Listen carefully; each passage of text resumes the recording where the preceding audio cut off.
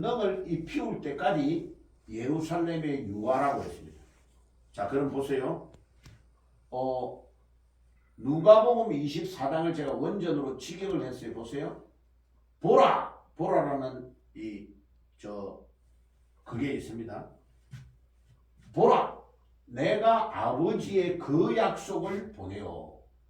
그 약속은 요엘서에서 마지막 때에 성령을 보내주겠다고 약속한 그 약속을 말합니다. 요엘서 2장 28절에서 32절을 말해요. 그래서 그라는 정관사가 들어가 있어요. 큰 능력으로 입히울 때까지 너희는 예루살렘에 유하라. 자, 보세요. 큰 능력이 임하지 않으면 그들이 부활을 증거할 수가 없어요. 부활을 통하여 알게 된 것은 이 십자가에 매달려 돌아가신 예수가 목수 아들이 아니고 야고보의 육신 형님이 아니고 마리아와 요셉의 육신의 아들이 아니고 이분이 구약에서 수천 년 동안 예언되어졌던 메시아다 하는 것을 알게 된 거예요. 부활을 통하여. 그 예수가 그리스도이시고 그 예수가 성자 하나님이시다는 것을 알게 된 거예요. 그러니까 부활을 통하여 그것이 입증이 됐단 말이에요. 그럼 부활의 주님을 제자들이 증거해야 되는데 능력이 없으면 안 돼요. 그래, 그 능력이 뭐냐면 성령이에요. 성령. 자, 그러면 로마서 1장 6절을 가볼게요. 1장 4절. 로마서에서 그 답을 얻을 수가 있습니다. 로마서 원전을 직역해 봤습니다. 봐요. 하나님의 축복, 하나님의 복음, 1절에 있는 하나님의 복음이라는 원전의 단어가 그렇게 나와요. 그리고 이제 4절에 우리의 주, 그러니까 1절에 있는 예수가 누구냐면 우리의 주님이시고 로드, 이 주라는 말이 굉장히 중요해요. 주인이다 이 뜻이에요. 예수가 예수 그리스도는 죽음으로부터 부활하여 성령에 따라 능력으로, 내가 원전의 단어를 그대로 가지고 나왔어요. 하필 내가 딱 여기 붙였어요. 두나미스라는 단어예요. 하나님의 아들로 선포되었다. 자, 보세요. 예수님이 돌아가셔가지고 시체로 그대로 있으면 안 되고 그분이 부활해가지고 우리의 주님이 되시고 그분이 예수 그리스도고 그분이 성령의 능력으로 하나님의 아들로 선포가 됐다. 아주 중요한 말이에요. 그러니까 부활을 안 했으면 그분은 하나님의 아들이 아닌 거예요. 근데 부활하셔서 하나님의 아들로 인정이 된 거예요. 선포가 된 거예요. 그런데 뭐로? 시체가 돼가지고 누워있는 예수님이 벌떡 일어난 게 아니고 성령이 임하여 그 능력으로 살아났다는 것을 말하고 있는 거예요. 성령의 능력으로. 자, 그러면 요것과 연결되는 구약의 중요한 구절을 제가 가져왔어요. 에스겔서인데 요 한글이 기역자가 여기에 들어가는 거를 내가 찾아야 돼요. 그래서 기역자를 할 수 없이 옆줄에 써놨어요. 이 한 번만에 이렇게 할 수 있는 포인트가 있어요. 에스겔 이 뜻이요. 37장 1절에서 6절에 보면 에스겔을 하나님이 해골대가 모여있는 골짜기로 데리고 가요. 데려갈 때 뭐를 가지고 데려가냐? 성령으로 데리고 간다고 해요. 영으로 인도했다 그래요. 그리고 5절에 보면 뭐라 하냐면 에스겔에게 하나님이 인자야. 에스겔을 인자라고 말해요. 에스겔아, 너 이 해골대가 살 수 있겠느냐 물었어요. 그때 에스겔이 하나님이 아십니다. 이 에스겔이 엄청 지혜롭게 대답을 해요. 그러니까 6절에도 말해요. 뭐라고 하냐? 이 해골을 살릴 때에 하나님의 영이 임하여, 영이라는 단어가 성령이라는 루아흐라는 히브리어 단어예요. 성령이 임하면 거기에 핏줄이 통하고 생명이 들어가서 해골대가 살아나가지고 큰 군대가 된다고 말해요. 야, 이 구절이 굉장히 중요한 거예요. 성령이 임할 때에 능력이 임하고 죽었던 해골이 살아나는 능력이 일어난다. 자, 그러면 굉장히 중요한 원리를 우리가 알 수 있습니다. 예수님의 부활은 성령의 능력으로 부활을 했고 그 부활하신 주님이 하나님의 아들이라는 것이 선포가 됐다. 부활을 하지 않았으면 우리 보통 인간과 똑같은 거예요. 예수는. 그런데 예수님이 부활하셔가지고 성령의 능력으로 부활을 해가지고 하나님의 아들이라고 왜 표현을 하느냐면요, 하나님이다 이래버리면 잘못하면 이단으로 인식이 돼요. 하나님은 성부와 성자와 성령이신데 그때에 하나님의 아들이라고 표현하는 이유는 두 번째 위인 성자라는 말을 하려고 요 말을 하는 거예요.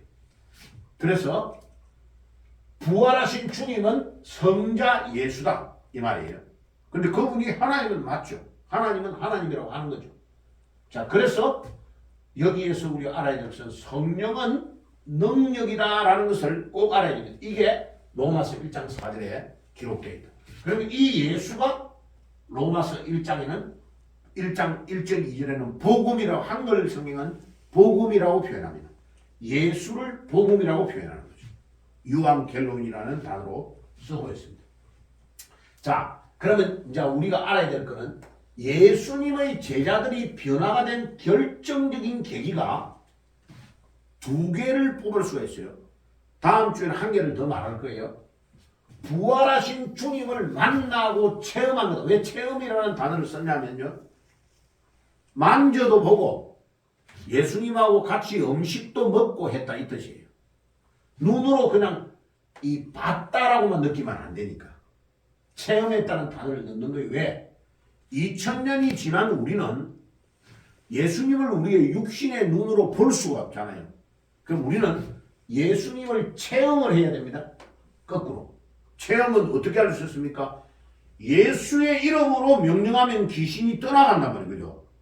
부활하신 주님의 이름으로 명령하면 떠나가죠. 그때 부활하신 주님을 우리가 체험할 수 있어요. 자, 그래서 요한복음 20장 19절과 20절에 첫 번째 10명의 제자들이 있을 때 나타나신 것. 그 다음에 26절에서 29절은 두 번째 도마가 있을 때 11명에 나타났던 성경 구절을 적어놨습니다. 그래서 도마가 오 예수님, 예수님이 나의 주인이시고 예수님이 하나님이심을 내가 믿나이다 라고 29절, 28절에 고백을 했어요. 그 구절을 가져간 거예요. 자, 그러면 제자들이 변화가 된 결정적인 이유는 부활하신 주님을 처음에 만난 거죠. 그리고 두 번째는 예수님이 부탁한 대로 다른 데를 가지 말고 예루살렘에서 성령이 너희들에게 임할 때까지 예루살렘에 유하라고 한 거예요. 그래서 성령의 충만함을 받았습니다. 왜? 성령의 충만을 받아야 부활하신 주님을 증거할 수 있기 때문에 그래요. 자, 그러면 지금 한국교회와 세계교회가 왜 힘이 없고 능력이 없고 교회의 숫자가 쭉쭉 줄어지고 성도들의 숫자가 줄어지느냐 하면 요 두 개를 생략했기 때문에 그래요. 부활하신 주님을 교회를 다니고 안 만난 거예요. 체험한 적이 없는 거예요.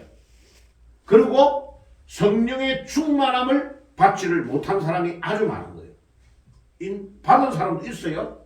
근데 받지 못한 사람이 너무 많아요. 그러면 목사님 성령 충만을 어떻게 받을 수가 있어요? 라고 묻잖아요. 그때에 우리 주님이 명령하신 사도행전 1장 4절에 아버지의 약속하신 구약의 언약을 붙잡아라. 언약. 요엘서에 성령을 주신다고 했던 약속을 각자가 다 붙잡아야 돼요. 언약을 붙잡고 뭐 해야 됩니까? 집중 기도하면 사도행전 1장 14절에 집중 기도하면 성령의 충만을 지금도 받습니다. 이 뜻이에요. 굉장히 중요합니다. 그러니까 이 원리를 가르쳐 줘야 돼요. 그럼 예수님의 제자처럼 변화가 되려면 요 두 개가 있어야 돼요.